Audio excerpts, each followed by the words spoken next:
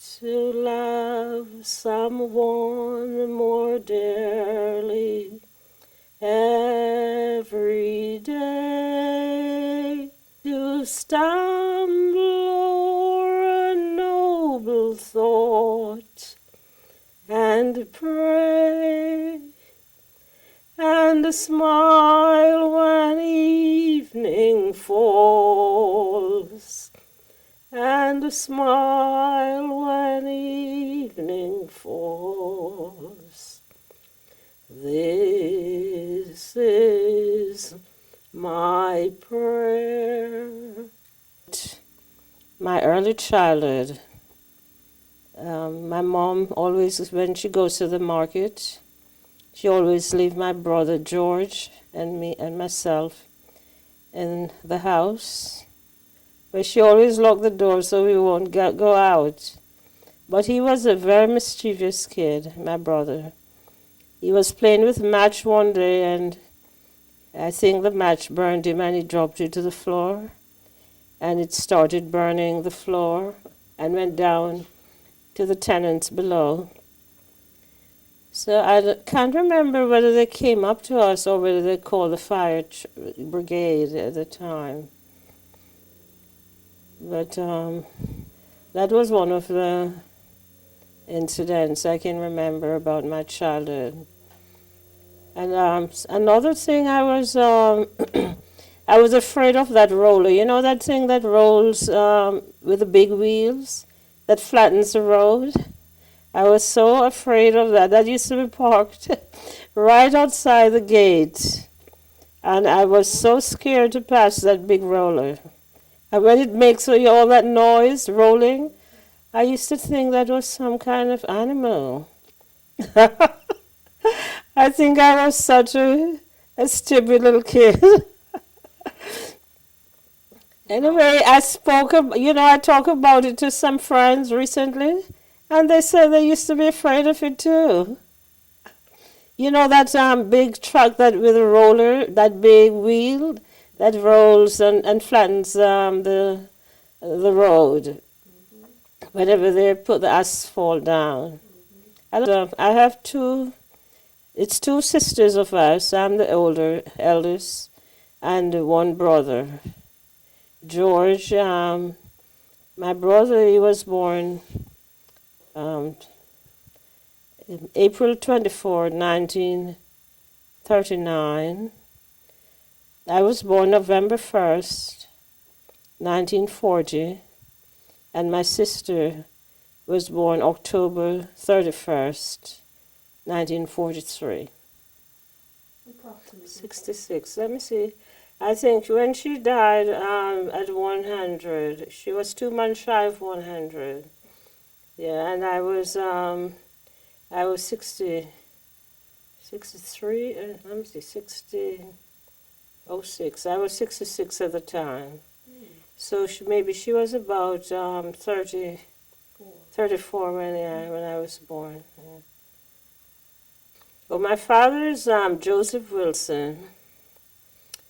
He was a contractor and builder. He was very caring, very generous, and a very good father to us. We used to have the groceries delivered to our house from the Chinese store every Friday. And at that time, I would think, that we had a very good life. He used to go out and shop for us. He bought the nicest clothes for us and shoes. And my mother didn't do the shopping for us.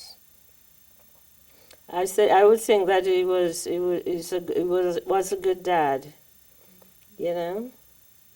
My mom and dad, because I don't know why he started drinking, but that drinking caused them to be always, arguing, because my mother didn't like it too much when he drinks. And I would think that maybe that's the reason why they didn't get married. Because I was talking to my daughter, Rose, my eldest daughter, and she said, Mom always said to them that she would never marry to a drunkard. That is how she termed a person who drink a lot. Yeah, because Mama and Pappy, we always call him, they were always arguing, and I think that was the reason for it. But other than from that, he was a very good man, a very good father, and a very good provider. He built the Bellevue Hospital, that is what they call the asylum, mental house, the mental hospital rather. And he worked on the prisons.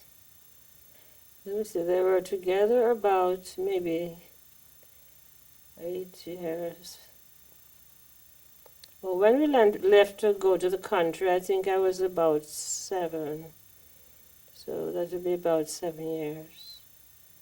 No, that wouldn't be 7 because my brother is a year older than me. So that would be about 8 or 9 years, maybe 10 years.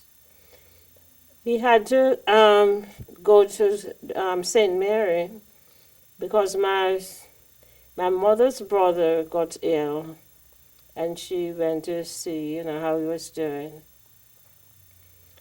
But when we got there, he was very sick, and he had to be hospitalized, and because he had come down with malaria fever. And at that time, I don't know whether they had the proper antibiotics, to treat that sort of illness. So he didn't survive. He passed away.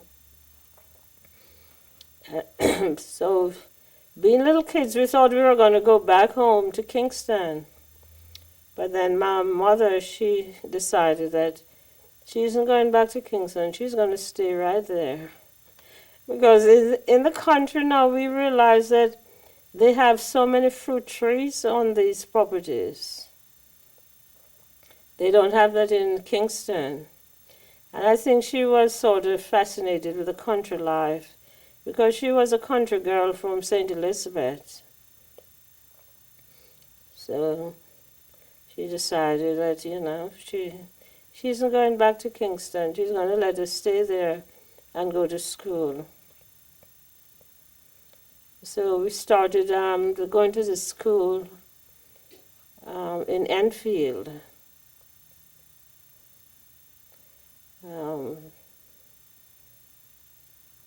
At that time, I thought it was a mile from our home. But now, looking at it, thinking of the distance, I think it was about 3 miles. We had to walk to school. At first, when we started going to school, we used to be dressed up in shoes and socks. The kids used to call us dress puss because most of them didn't wear any shoes. So one day we went to school and I decided, I don't remember whether my brother did, to take off my shoes.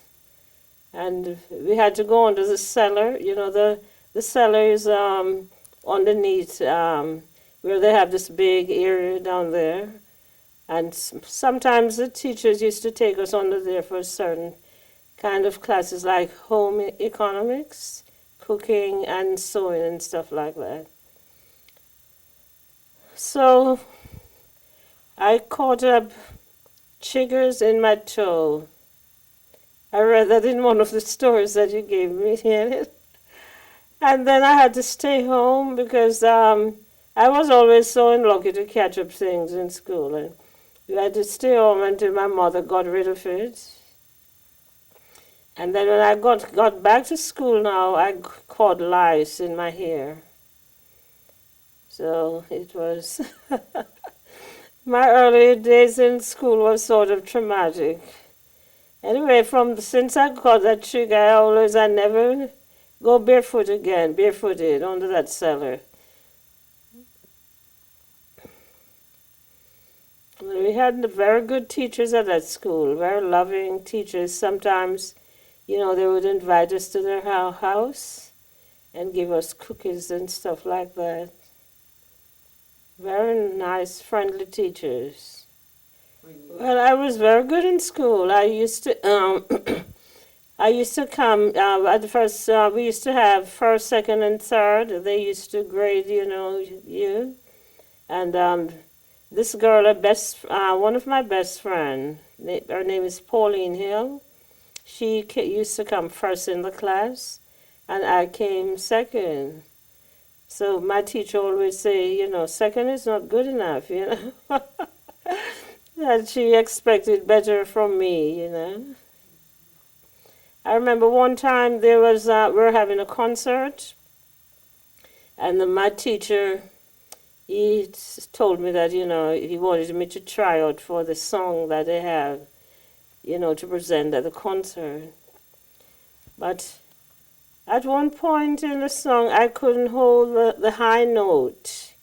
I don't know whether it was, because of my shyness or what, but my voice couldn't take that high notes, and they gave it to another girl. Her name was Olive Barkley, and she sang it very well. The song goes like this. To love someone more dearly every day. You have to take that note all the way up. But you have to hold to help a wandering child to find his way, to stumble o'er a noble thought and pray, and smile when evening falls, and smile when evening falls. This is my prayer. It's such a beautiful song. And that girl, Olive Barkley, I can remember, she have a sort of high pitch, strong alto voice. And she could hold those notes, so she got the part. It's a beautiful song. It is.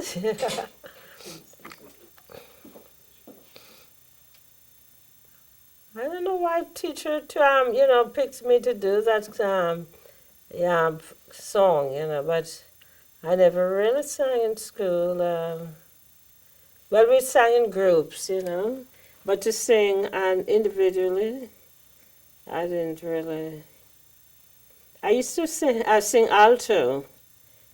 I'd say maybe that's why I thought, I would be good. Because they put you, select, you have alto and treble and bass. So the boys sang the bass, and some of the girls sang the alto and treble.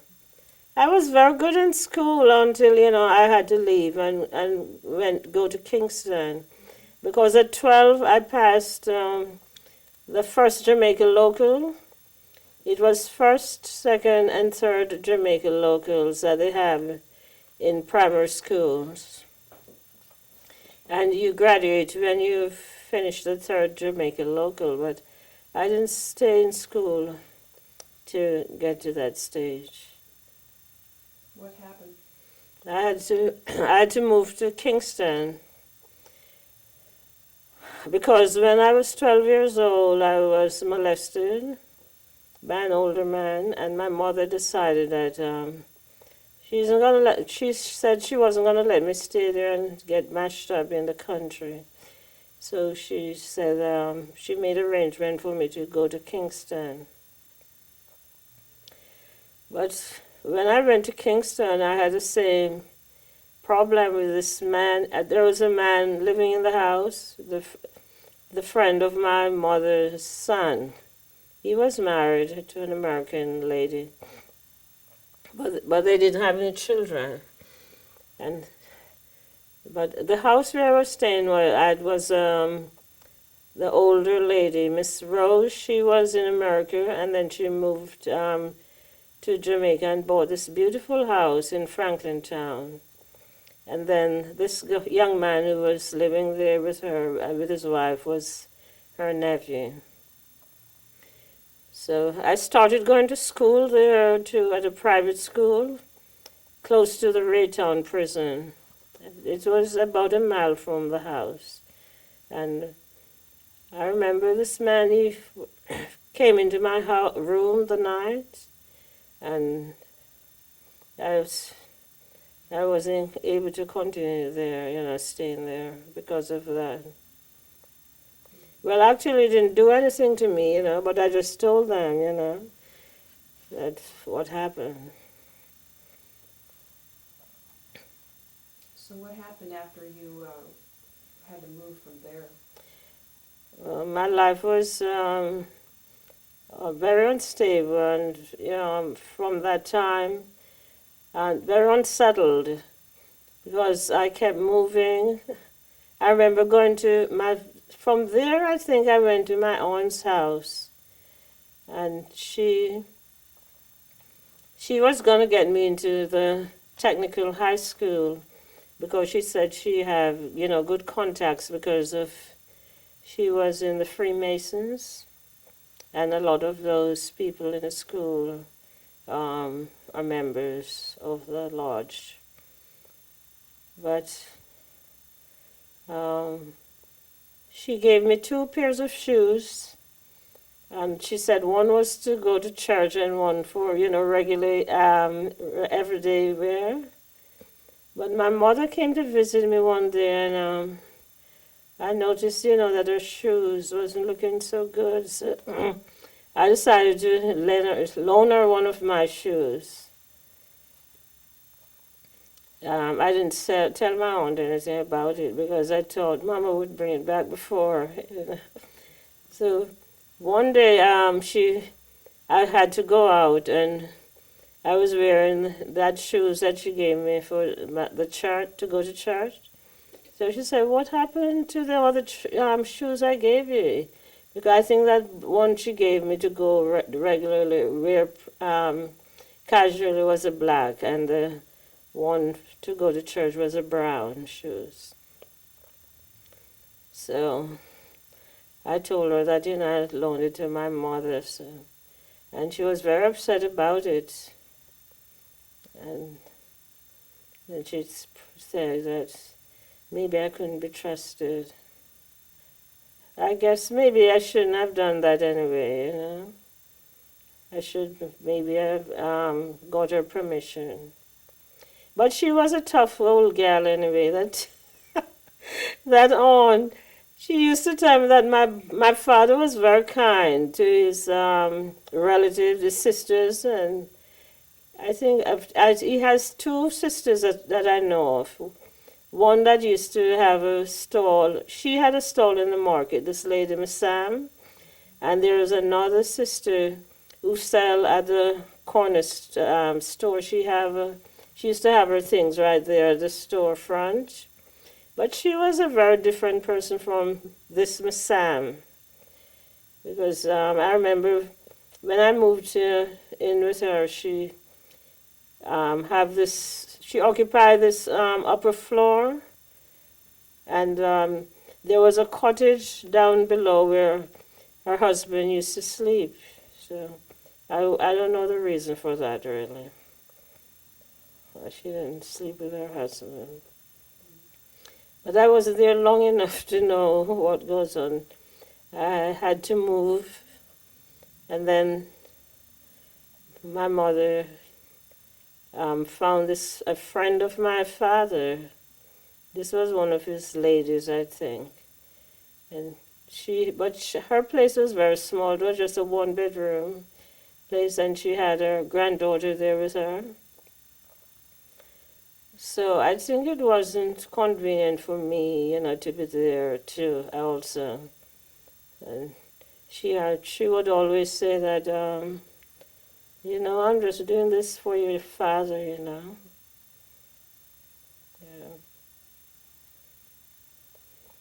So I don't know. When my mother came to visit me there, I think she decided, that since it wasn't convenient for me to stay there, she would take me to another friend of ours. This was an old friend we had because she was living just next door to that house that I was born at McDonald Lane. Her name was Gladys Palmer. So her place was very small, but she was a very godly woman, and she always taking people, always help. She's always helping because when I moved there, I noticed there was a lot of people came by, and she would cook and give them dinner and stuff like that. So that was my address for a long time because I decided I should go back to school where they offer the Jamaica local. And I was planning I should have taken the second Jamaica local before I go for the third because I wasn't really prepared to take the third Jamaica local. I didn't pass it. And my reason for doing that really is so I could get admission into the hospital to do nursing. Well, when I didn't pass it really, I should have repeated it, but I didn't repeat it. So from then, I decided I had to do some, to get work, to maintain myself, really. Mama was still in the country. She was staying. At that time, she wasn't at Mr. Jackson's house because. We'll get to that part afterward. How she decided to she gave him the money that she sold the house. Right. That was our brother's house, and then he bought a house in Kingston, but he didn't like it in Kingston, so he went back to the country, and we went back with him anyway. But Mama keep on asking him for that money that she gave him towards the house, and he refused to give her. So he was into this. He bought fabrics from Kingston and resell them, to the people in the district. And one day when he was gone, my mother, she took a hammer and break the lock because he had the padlock on the door, and took some money and some fabrics. And my brother George, he was such a coward. He was saying to my mother, Mama, you better get out of that man's house. Suppose he come and catch you." And she was laughing, because when she came to Kingston, she said, "Imagine that, he sent me to get out of the man's house." And he was the first person I took the money to the store and got a pair of shoes for him, So, Mama, she couldn't take that lifestyle with Mr. Jackson. About Mr. Jackson. Now, you moved out to the country. Your mom moved out to the country. Yes. And what happened with the relationship with your mother and her first husband and this Mr. Jackson person? Tell that story. Oh, that story. When we went to the country, Papi didn't come with us. He was still in Kingston. And I remember one morning, Georgie, my brother, decided to pick some ackes because there was a lot of ackee on the tree.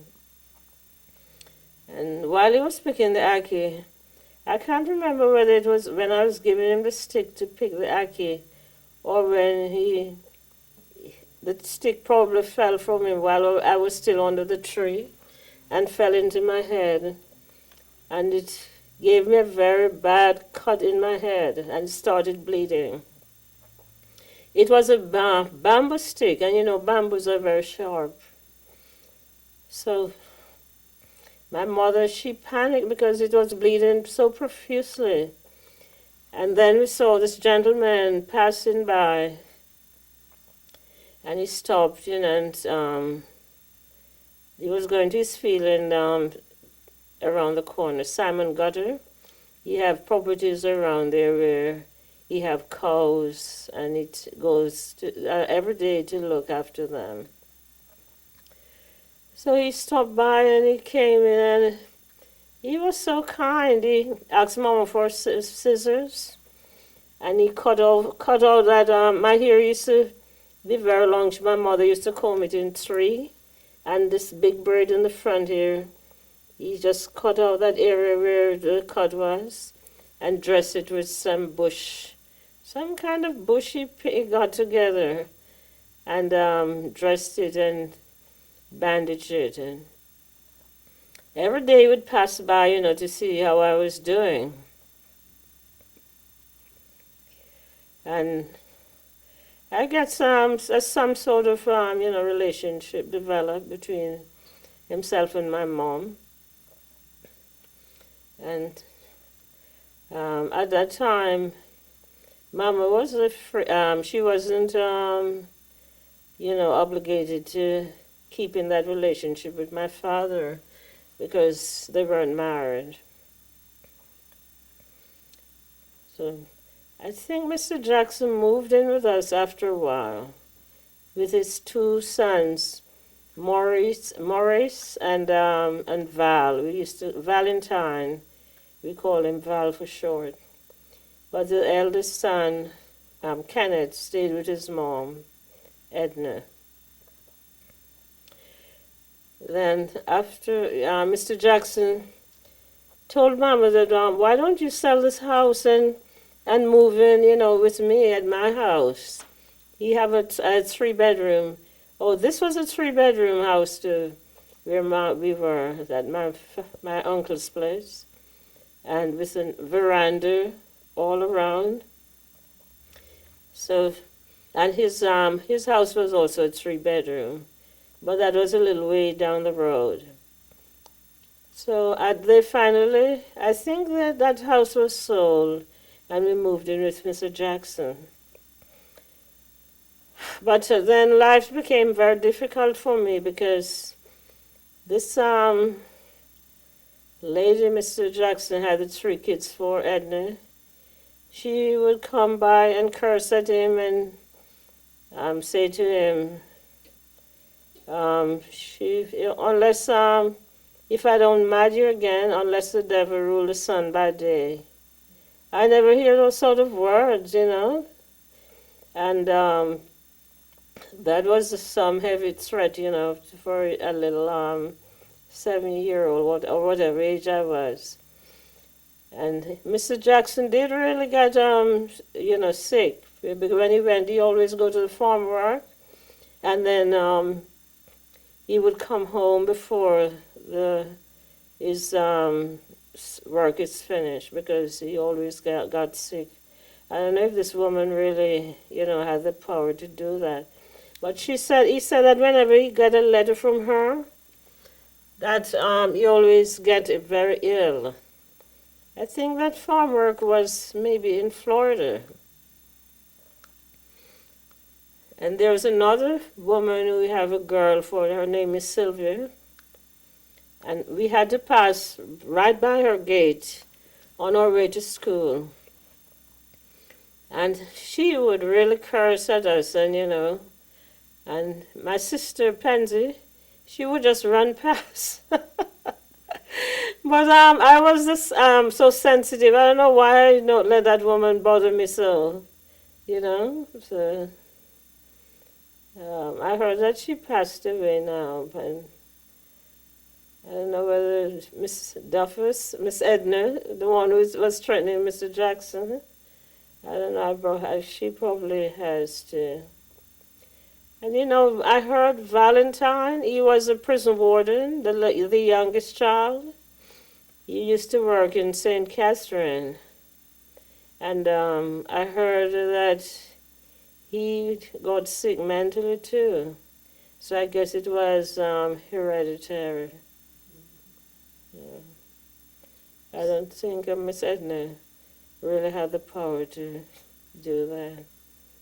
Oh, the money from the house. Mama didn't get any money from Mr. Jackson. Oh, but she took that money. What happened with that money? She took it and built a house in Kingston, so we could come and stay with her.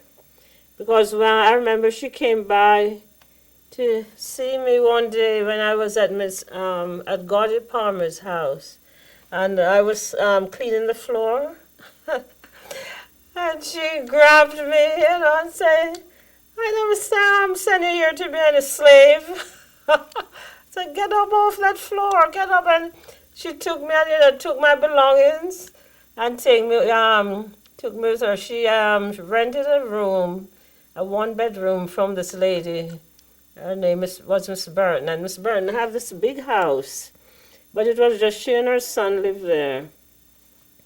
And there was a 1 bedroom to the back that Mama rented from her.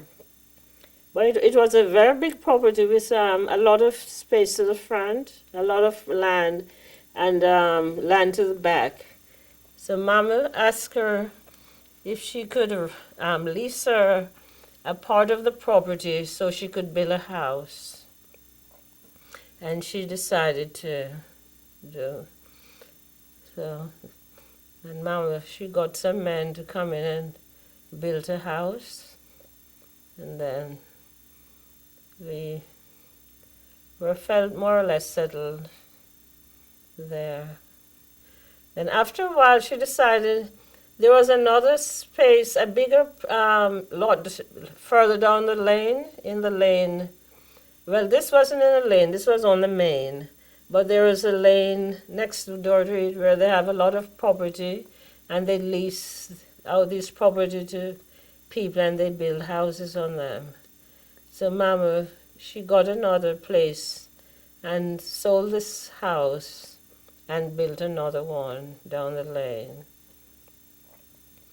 She was always building houses, and then she moved from that place at 17 Walton Park Road, and we went to Chisholm Avenue. That was another place where she got a bigger lot, and she built another house. And did you all live with her then? Yeah, we lived with her there until I left and went back to the Bahamas. Yeah, I did go to the Bahamas when I was living at 17 Walton Park. No, not 17, at 15 Walton Park Road. That is where she built the first house. Yeah. And why did you go to the Bahamas?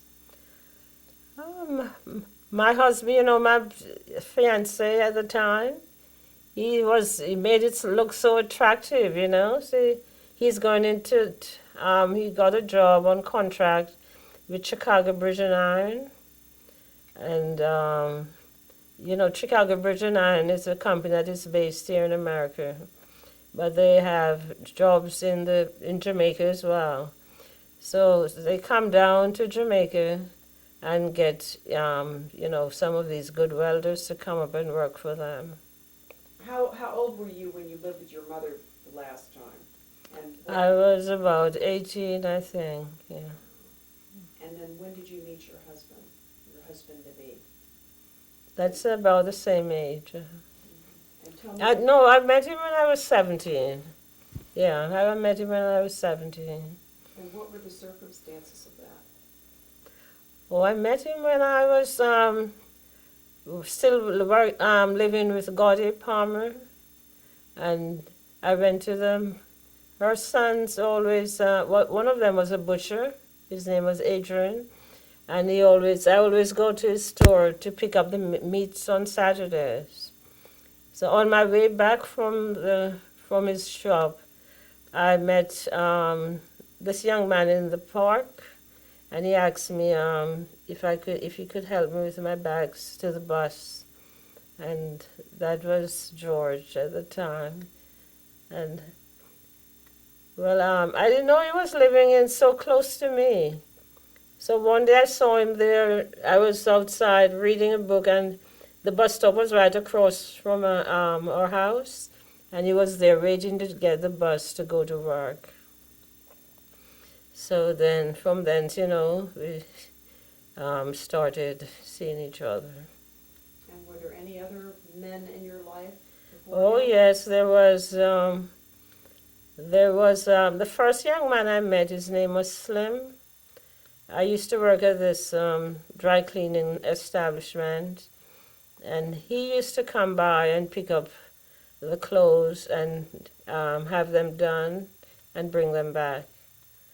So one day I visited him. He used to live at this cottage on Longard Avenue. The cottage is a little house in the back of the big house. And when the lady who rented him the cottage, she said, I was to come, she wanted to say something to me. And when I went in, while he was inside the cottage, she asked me, did it Slim, or we used to call him Slim, and his name is Campbell, but I can't remember his first name now. But she said, did he tell you that he was married? And I said, no. And then I, confronted him with it, and he said, well, he was married, but his wife, they're separated, and he's going through a divorce. So at that time, I just told him, that he shouldn't come back, to my house. And then, but he was a lovely young man. He was the guy who I told you that when we went to the movie and came back the night, my mother locked us out. And he was there with me outside. He just sat there with me the whole night and never made any advances towards me. I wouldn't think my husband would be that much of a gentleman. Yes, because he was a person who, he liked women, and I don't know whether he would be so, cautious or so protective of me. Anyway, I'm Slim a lot. I heard that he went to England. I never see him, after that, because I remember it was right after that I left and went to the Bahamas. And before that, I met this young man, Earl Waller. He used to pass by the house, and we used to exchange books. And this was the young man who my husband went to his apartment, where he was boarding with some people because his parents were in New York, and he was studying law. So my husband went there one day pretending to be my brother, George, to find out what kind of relationship we had, because, because he just wanted to know how close we were, me and that young man. But we were just casual friends, really. So the young man said, who are you? And he said, I'm Elaine's brother. So he said, I can't, she didn't tell me that she have a big brother like you. But anyway, I don't know what he went to find out. But I guess the young man, he was after him, he knew that he was just trying to trick him. But he said to me that, I shouldn't go to Nassau at the time when I told him that he wanted to send for me. But he said, why don't you let me send you to visit his parents here in New York? But I don't know why I didn't do that. And he told me that I would regret going to the Bahamas. And I think I did after all. Now, why did you regret going to the Bahamas?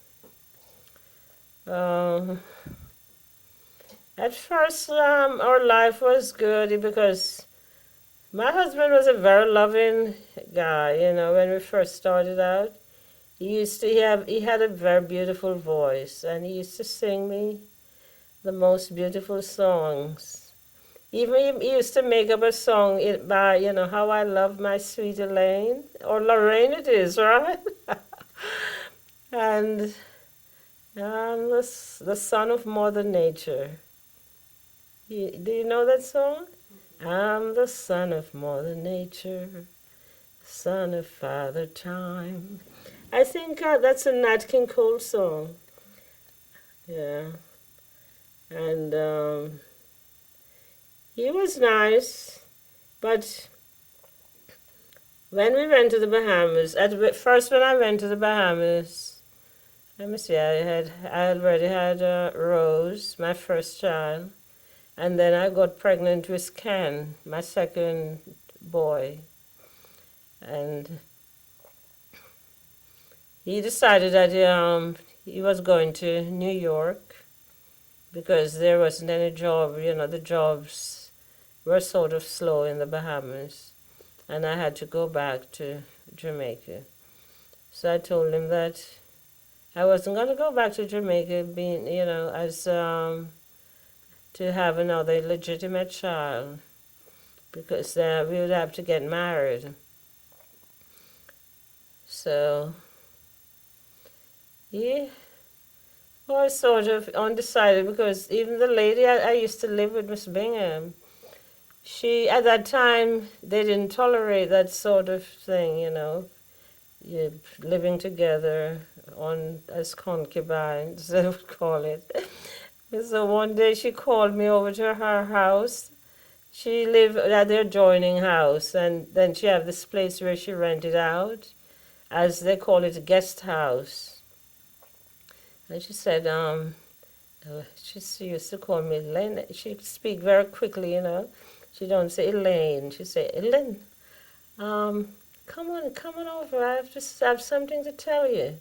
So when she started talking, she said, someone just called my house and told me that that couple that you have there, they're not married, So she said that. And I was so embarrassed I started to cry. So she said, don't worry. I'm going to talk to George when he comes in. We call him John, that was his pet name, but he's George Simmonds. And she said she was going to talk to him. And when he came in, she took him to the back where she had a beautiful garden in the back, because she told me that she would have the wedding there. She would just have a priest come in. But he was a sort of person, he didn't like people, like he said, meddling in his business. So, I don't know, he wasn't very pleased, with her interference.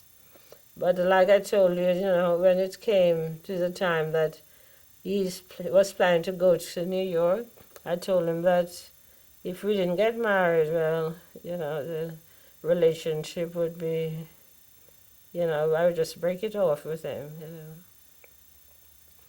But then one day he gave me some money and asked me to ask this young woman who worked at this club. Her name was Christine. She was a very pretty, attractive young woman. She used to be in charge of this club, and she took me down to Bay Street. That was the main street. And we picked out a dress. And then we made arrangements with this minister to have the wedding at the church. But it was just nothing big. We just used 2 people that were there as witnesses. And we got married there. And I went to Jamaica and he went to New York. And when he went to New York, I think it was the first or second letter he sent me, He, he sent a ring in the letter. I remember that song, you know that song that says, I will send you a ring in a letter and seal it with a kiss. That was so romantic. And this is the same ring I'm wearing here now. But I had to have it, stretched because my fingers were smaller at the time. That's a great That's a great story. Story, it is, yeah. So was he the love of your life? I think he became the love of my life. Oh, yeah. he became the love Yeah. of your life. So he wasn't in the beginning. Well, you know what? When I met him first, I was just 17 and he was 27. So at that time, people used to say, that used to think that he was older. But my mother said to me that, if you're going to, get interested in someone or, find a mate, you're better off getting someone who can take care of you. My mother was very wise, when I think of it now, she was a very wise woman. She also was an incredible role model for you. She was. Yeah, why do you say that? Well, look at how independent she was. Very independent, a very independent young woman. And strong for someone in that situation. Very strong, yes. And what do you think you learned from her? Well, I learned that